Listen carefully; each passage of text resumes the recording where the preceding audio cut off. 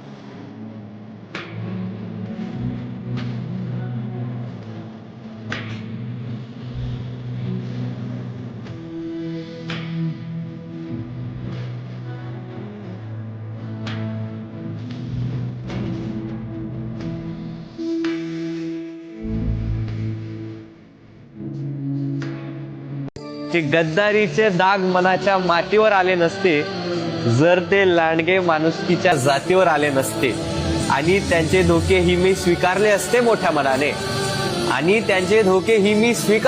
मोठ्या मनाने, जर पाठीवरचे वार माझ्या छातीवर झाले असते।